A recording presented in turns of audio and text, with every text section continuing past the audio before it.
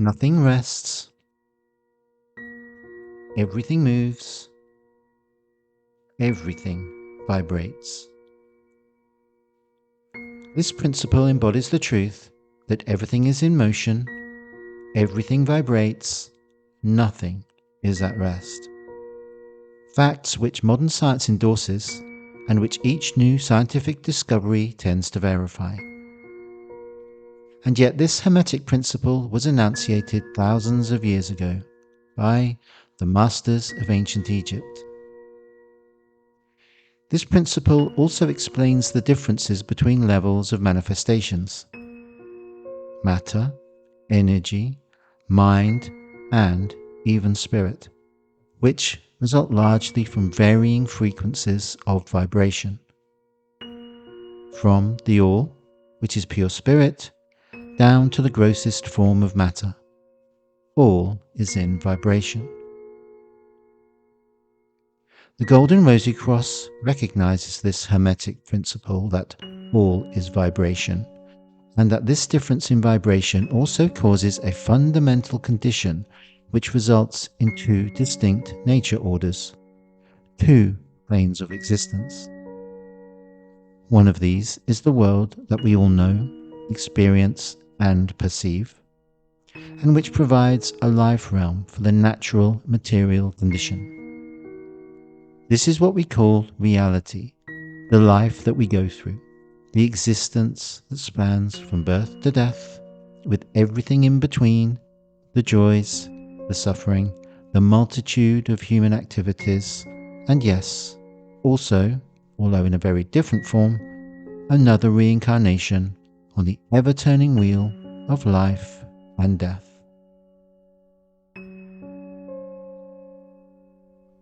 The other nature order is outside of what we can perceive ordinarily. It is in essence completely other to us. Yet it is out of this other plane that powers and forces responsible for guiding the spiritual development of humanity can also touch us. In this way, through a process of inner preparation, of awakening to this reality and all its consequences, we can re-emerge, we can be reborn into that higher field of consciousness and life. Human suffering stems from the essence of the ego, which is separation, fragmentation, and powerlessness. The supreme opposite to this would be divine love, whose essence is integration, unity, and serenity. The ego manifests through fear and force that may be seen as the carrot and the stick, which wants to influence us on a spectrum of experience. Humankind is motivated positively by it, through, for example, the subtle, highly useful learned skills demanded for the maintenance of our civilization. However, the other extreme of the destructive negative influence would reach as far as the bombastic arrogance that's necessary for manufacturing warfare. While the latter is rarer and more restricted by civilized society, nevertheless, when an individual personality focuses solidly on their chosen status, acquired identity, or perceived role for their perceived level of success or fulfillment on the material plane life, the origin of this motivation will be rooted in the same self-preservation in the ego, no matter how refined. So the human personality's activities will always be from the same root cause, thus forging almost unbreakable bonds of suffering without any true spiritual insight. The lower frequency of vibration is the cause of this fundamental separation. The interplay of polarities, the continuous rebalancing of forces and energies with opposite tendencies that we experience in our life, in our world, be it in the political or social arena, or within our own consciousness, bind us completely to these lower vibrations, which, at the same time originate from our lower creative faculties, our mind, our will, our actions, both in the human collective as well as in ourselves as individuals. This is the basis of movement in this world, where the human consciousness acts and manifests. Creation, maturation, and disintegration must follow each other as sure as night follows day, as we live totally enclosed within a recurring cycle of abundant life, but which is always concluded by death. If our inner disposition is totally attuned in daily life to the priority of self-preservation, this will be completely influenced by the lower vibrational forces of materiality. We could perhaps accept this condition and just get on with our lives. But can we? Perhaps you too feel an urge to reach for something else, something intangible. It seems to be so far and yet so close. It calls us, it urges us, it stirs within us. It is, in fact, that second nature that we mentioned, that other plane of existence that is not perceivable by our ordinary consciousness, and yet we feel it, beyond and in spite of all that life throws at us. We feel it because an atom of a new reality, a spark of a fire not from this nature, is already present within us. This is a glimmer of a new consciousness that allows us to somehow perceive this other nature. This is where our spiritual path begins.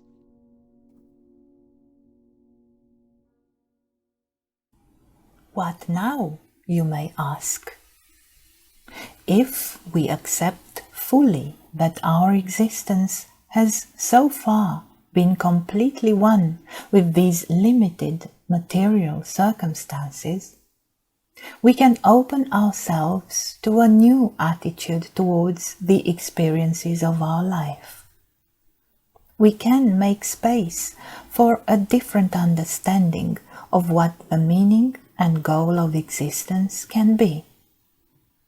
New possibilities open up in front of our inner eye.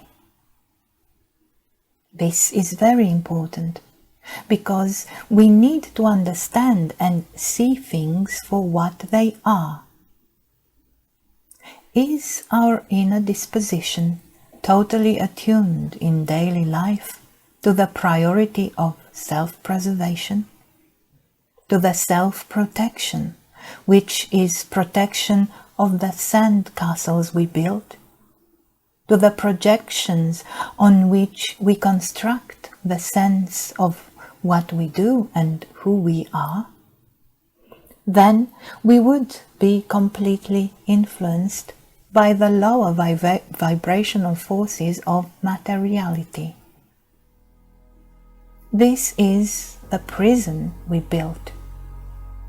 This is where the vibrational difference prevents any contact with a different, higher field of life, from where the touch of the eternal is able to manifest within our heart, to manifest via the first glimmer of consciousness that has awakened in us, which we Rosicrucians call Spirit Spark Atom.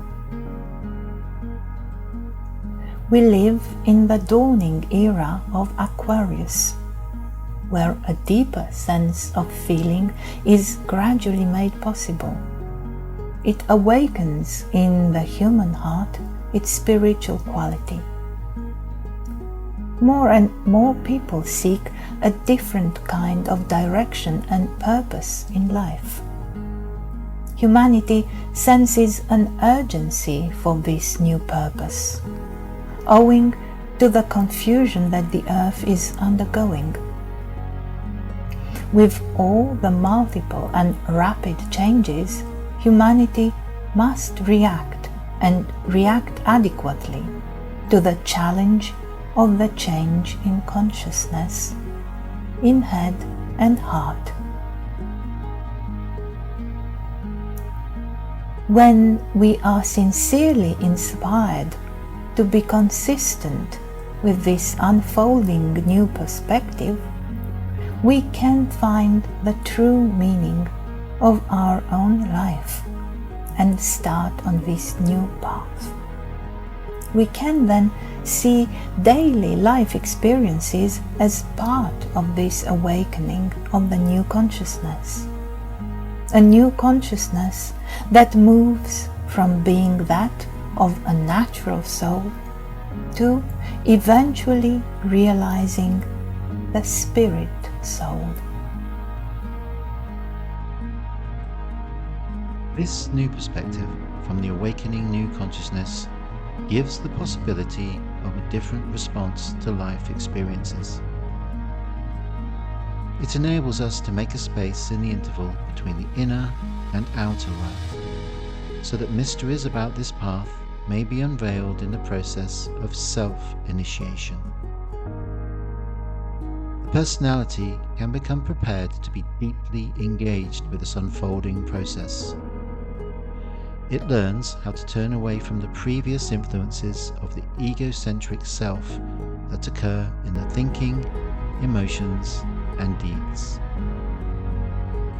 Our natural thinking is limited and undeveloped. It primarily uses the intellect to solve any existing problems in life. It insists on taking them apart so as to analyze them. This approach is its only capability because it sees the mystery as a problem, just like a riddle with various aspects. The thinking is used to analyze and assert its control. The ego obstructs those seeking the spiritual causes and mysteries through presence of fear. Thus, the seeker is prevented from moving away from a superficial view of life's problems. The intellect is merely asked to present solutions to daily life's riddles. If we allow this fearful focus, it would prevent a deeper connection to the renewing power within the heart. Experiencing without fear allows the development of a deeper receptivity and insight. The consciousness can leave behind earlier mental constructs about reality. The ego and associated fear become less obstructive. The renewing power from the heart through the spirit spark can manifest as insight. When consciously focused on being within this deeper renewing power, life experiences can become our mysteries for initiation. The distortion of fear has been shut out, and so we can develop an attentiveness, more profound and more sensitive. The intimate touch in the heart of this renewal force, this all-encompassing love, promotes the unfolding consciousness through soul work. Our participation starts with responding positively out of that first glimmer of light in us. Our life starts changing because we now start vibrating more and more in tune with this light. Friends, the resolve and purpose with which we connect with this possibility is the signature and the key of the candidate for self-initiation. Seekers approach the Golden Rosycross for guidance on what remains constant and above change. The response given is that the constant is the spiritual center of our being, that consistent and unfolding center that is the spiritual enlightened heart. Connecting with the certitude of that I am gives the perfect counterbalance to the unending movement of changeability in moral life. The seeker, therefore, sees that multiplicity is merely an illusion for distraction. Although this is not something that is fully realized at the outset of one's path, it forms an admission or acknowledgement that there is indeed a need for a compass, the inner compass. While in life, on the plane of materiality, everything changes. Nevertheless, this unfolding mystery of soul's work reinforces the heart's renewing capacity. It is this work of the soul that enhances receptivity and the necessary abandonment of distractions. It is the discovery and access to a more profound realm of feeling, an encounter with the spiritual, which unveils the mysteries of life. This recognition of the spirit spark atom with the human heart is the mystery for the new life, which is the potential constant that is already within us. But why do we have to repeat experiences over and over before learning? Because a seeker should learn to be fully and exclusively in that spiritual source of being when searching for meaning, so that moving forward on the path of self-initiation with greater clarity would become possible.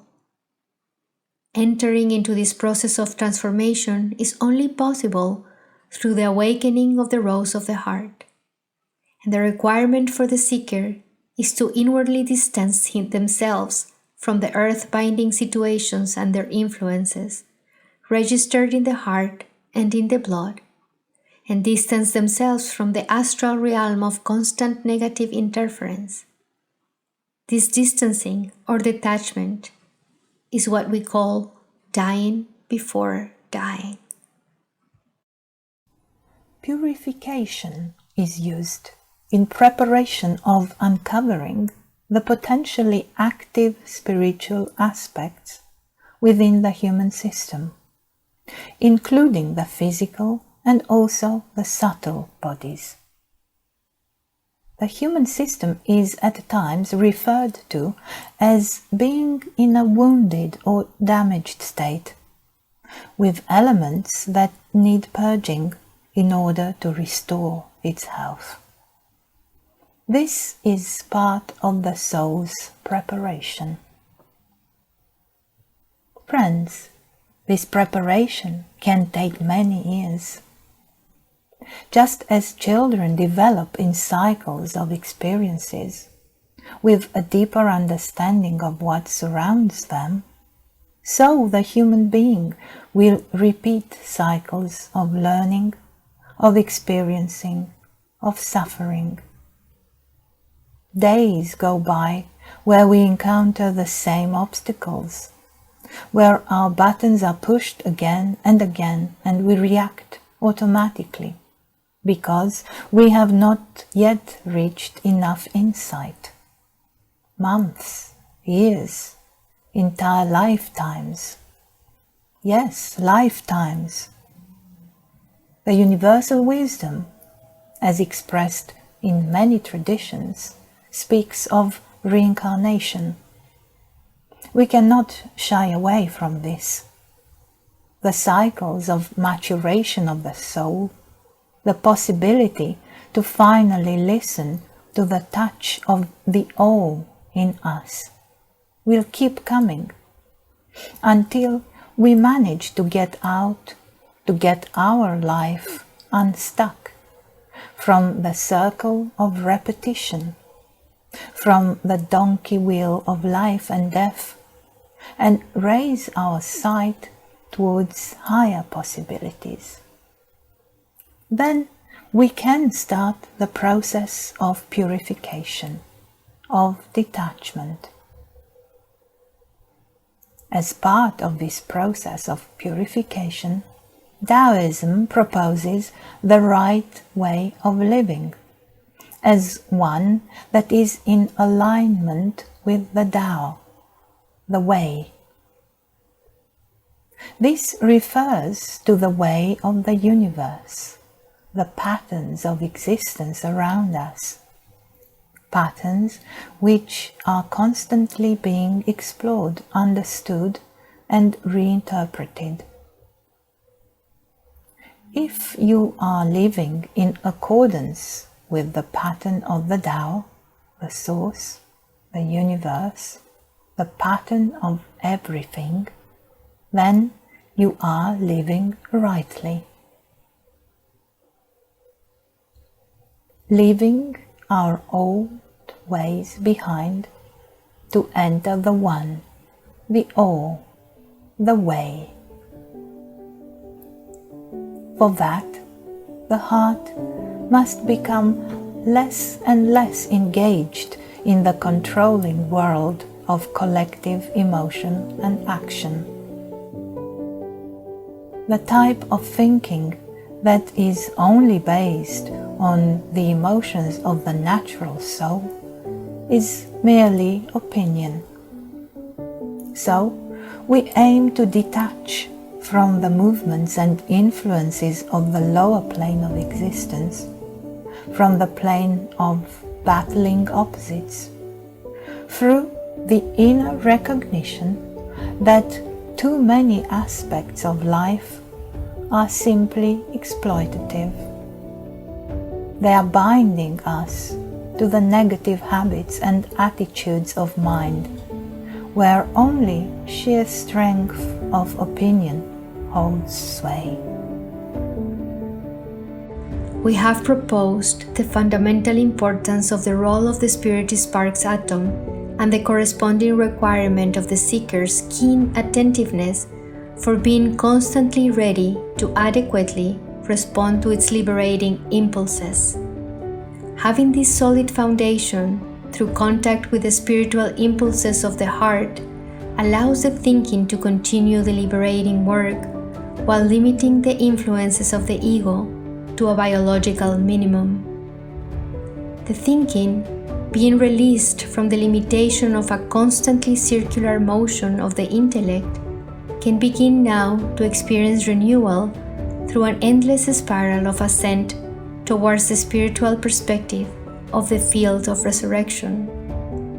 So, as the Spirit Spark is set within the mathematical center of the human system, or the microcosm, for the completion of the spiritual work of liberation, for oneness, love, freedom, we need to have a fuller picture of the other elements of this integrated spiritual entity. So the microcosm with the context of the cosmos and the macrocosm with new insights, we open a spiral of further mysteries to explore.